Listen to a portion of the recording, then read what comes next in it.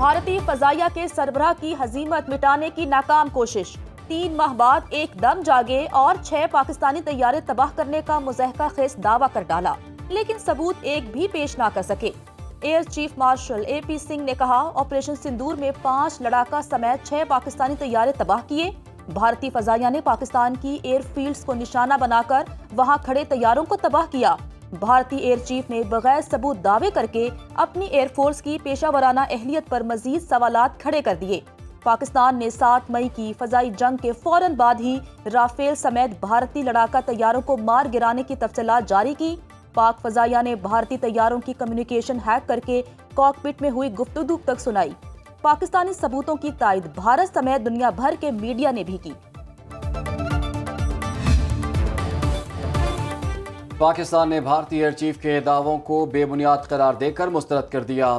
وزیر دفاع خواجہ آصف کہتے ہیں کہ بھارت اگر سچا ہے تو دونوں ممالک کے طیاروں کی آزادانہ جانچ پڑتال کرائے۔ بھارت نے نہ تو کوئی پاکستانی طیارہ گرایا اور نہ ہی تباہ کیا۔ پاکستان نے بھارت کے 6 جنگی طیارے اور S-400 دفاعی نظام تباہ کیا۔ بھارتی فضائیہ کے سربراہ کے تاخیری دعوے غیر معقول اور نہایت ناموزوں وقت پر کیے گئے۔ 3 ماہ تک اس نوعیت کا کوئی الزام سامنے نہیں آیا۔ پاکستان نے فوری طور پر بین الاقوامی میڈیا کو تفصیلی اور تکنیکی بریفنگز فراہم کی، جن میں غیر جانبدار مبصرین نے بھی متعدد بھارتی طیاروں بشمول رافیل کے نقصان کا اعتراف کیا۔ ٹرمپ کی ایک بار پھر بھارتی طیارے گرانے کی تصدیق۔ آرمینیا اور آذربائیجان کے سربراہان مملکت کو ساتھ بٹھا کر پاک بھارت جنگ بندی کا تذکرہ۔ کہا انہوں نے دونوں ایٹمی ملکوں کی جنگ رکوائی۔ جنگ میں 5 سے 6 طیارے بھی گرے۔ رائٹرز نے بتایا پاکستان نے کس طرح بھارت کے طیارے گرائے۔ مودی اپنے ملک سے اٹھنے والی آوازوں پر بھی خاموش۔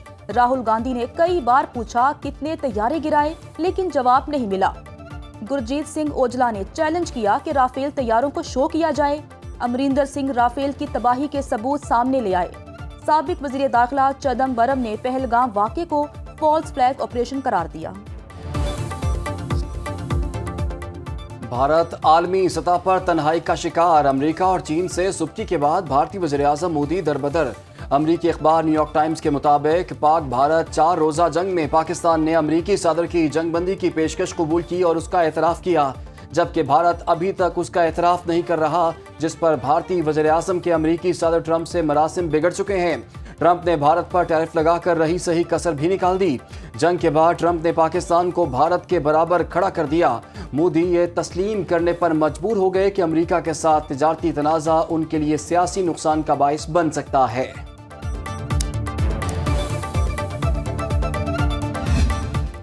وزیر اعلیٰ سرفراز بگٹی کا کہنا ہے بلوچستان میں خانہ جنگی چاہنے والے دشمنوں کو ناکام بنائیں گے۔ صوبے کے خلاف سب سازشیں ناکام ہوں گی۔ 1-2% لوگ گمراہ ہیں، پورا صوبہ نہیں۔ ریاست کے خلاف ہتھیار اٹھانے والوں کے ساتھ مذاکرات کی بات نہیں ہونی چاہیے۔ معصوم لوگوں کو قتل کرنے والے بلوچ کہلانے کے لائق نہیں۔ کوئٹہ میں قومی استحکام پاکستان کانفرنس سے خطاب، بولے منظم سازش کے تحت بلوچ قوم کو لا حاصل جنگ میں جھونکا جا رہا ہے۔ سوشل میڈیا کو کنٹرول کرنا پڑے گا۔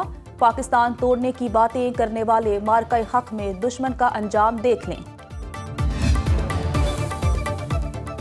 وزیر اعظم شہباز شریف سے سعودی سفیر نواف بن سعید المالکی کی ملاقات۔ وزیر اعظم کو سعودی ولی عہد کی جانب سے نویں فیوچر انویسٹمنٹ انیشیٹو فورم میں شرکت کی دعوت۔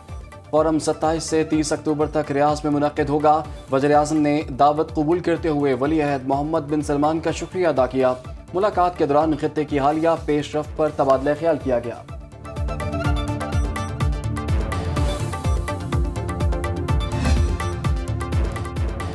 9 مئی ہنگامہ آرائی کیس، تھانہ شادمان، جناح ہاؤس جلاؤ گھیراؤ، پولیس گاڑیاں جلانے کے مقدمات۔ لاہور کی انسداد دہشت گردی کی عدالت نے فیصلہ محفوظ کر لیا، پیر کو سنایا جائے گا۔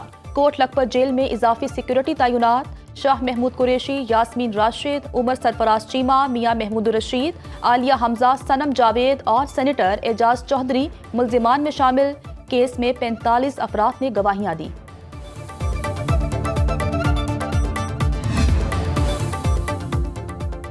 بانی پی ٹی آئی کی 9 مئی کے 8 مقدمات میں ضمانت کی اپیلیں لگ گئیں۔ چیف جسٹس یحییٰ آفریدی کی سربراہی میں سپریم کورٹ کا 3 رکنی بینچ 12 اگست کو سماعت کرے گا۔ جسٹس شفیع صدیقی اور جسٹس گل حسن اورنگزیب بینچ میں شامل۔ سپریم کورٹ رجسٹرار آفس نے بانی پی ٹی آئی کی لیگل ٹیم کو نوٹس جاری کر دیا۔ عمر ایوب کی 9 مئی مقدمات میں عبوری ضمانت کی درخواستیں خارج۔ اے ٹی سی لاہور میں جناح ہاؤس اور عسکری ٹاور سمیت جلاؤ گھراؤ کے 3 مقدمات کی سماعت۔ جج منظر علی نے عدم پیشی پر عمر ایوب کی درخواستیں خارج کیں۔ عدالت نے پی ٹی آئی رہنما کی حاضری معافی کی درخواست بھی مسترد کر دی۔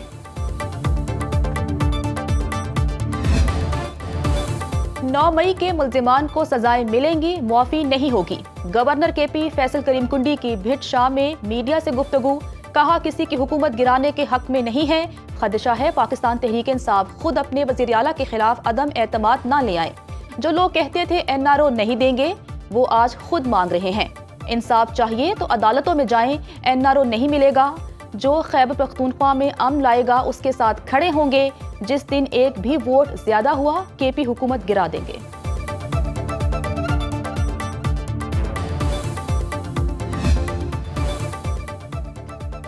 پنجاب میں گندم کے کاشتکاروں کو ٹارگیٹڈ سبسڈی دینے کا فیصلہ۔ 2 ماہ کے دوران کاشتکاروں کو مجموعی طور پر 63 ارب روپے کی سبسڈی دی گئی۔ وزیر اعلیٰ پنجاب مریم نواز کی زیر صدارت اجلاس میں حکام کی تفصیلی بریفنگ۔ کسانوں کو 100 ارب روپے کے بلا سود قرضے دینے کی تجویز پر اتفاق۔ وزیر اعلیٰ نے کاشتکاروں کی معاونت اور پیداوار میں اضافے کا پلان طلب کر لیا۔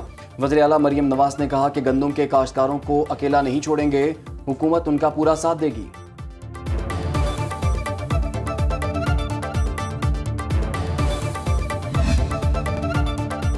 نیب نے رواں سال کی دوسری سہمائی اپریل تا جون میں 456 ارب کی ریکارڈ ریکوری کر لی، جو کہ پہلی سہمائی میں کی گئی 91 ارب روپے کے مقابلے میں 356 ارب روپے زائد ہے۔ اعلامیے کے مطابق رواں سال کی پہلی 2 سہمائیوں میں مجموعی طور پر 547.31 ارب روپے کی ریکوری کی گئی، جن میں سے 532 ارب روپے کی منقولہ اور غیر منقولہ جائیدادیں وفاقی اور صوبائی وزارتوں، محکموں اور مالیاتی اداروں کے حوالے کی گئیں۔ عوام سے دھوکہ دہی کے مختلف مقدمات میں 12,611 متاثرین کو لوٹی ہوئی رقوم واپس دلوائی گئی۔ تھر پارکر میں آر او پلانٹس کی مرمت و دیکھ بھال کے فنڈز میں 15 کروڑ روپے کا گھپلا۔ محکمہ پبلک ہیلتھ انجینئرنگ کے 2 ایگزیکٹو انجینئرز الزامات ثابت ہونے پر برطرف۔ سندھ حکومت کے اسلم ڈاہری اور اشفاق میمن سے رقم واپس لینے کی ہدایت۔ چیف سیکریٹری سندھ کا صوبے کے تمام اضلاع میں پلانٹس کی مانیٹرنگ کا حکم۔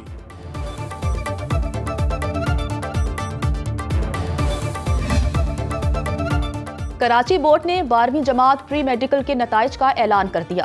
صرف 9% لڑکے پاس ہو سکے، لڑکیاں پھر بازی لے گئیں۔ 47.56% لڑکیاں کامیاب ہوئیں، 1.17% لڑکوں نے A1 گریڈ لیا، 6.14% لڑکیاں A1 گریڈ لے گئیں۔ مجموعی طور پر 28,259 طلبہ نے امتحان دیا، 15,572 امیدوار کامیاب ہوئے۔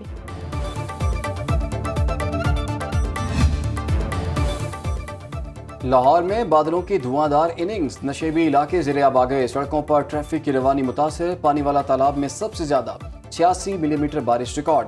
گجرانوالہ میں سڑکیں تالاب بن گئیں۔ پنڈی گھیپ میں پانی گھروں میں داخل۔ ننکانہ صاحب، فیصل آباد اور جڑاوالا میں بھی برسات۔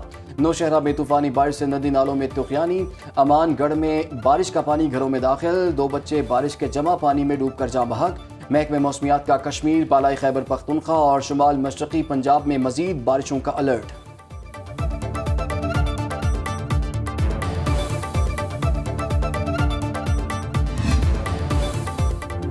ہر پاکستانی کے دل کی آواز، پاکستان زندہ باد۔ مارکہ حق تھیم کے تحت جشن آزادی منانے کی تیاریاں۔ وزیر اعلیٰ سندھ مراد علی شاہ کی ہدایت پر وزیر اعلیٰ سیکریٹریٹ میں قومی پرچموں کی بہار۔ سبز برقی قمقموں سے تاریخی عمارت جگمگا اٹھی۔ کراچی میں bike rally, governor Sindh Kamran Tessori کی بطور مہمان خصوصی شرکت۔ ایکسپو سینٹر کراچی میں آج عالمی مشاعرہ ہوگا۔ وزیر بلدیات سندھ سعید غنی کہتے ہیں کہ 13 اگست کو نیشنل اسٹیڈیم میں جشن آزادی کا سب سے بڑا ایونٹ ہوگا۔ پشاور اور شیخ پورہ کے بازاروں میں شہری جھنڈیاں، بیجز، کپڑے اور دیگر قومی اشیاء خریدنے میں مصروف۔ جھنگ میں جشن آزادی سائیکل ریلی کا انعقاد۔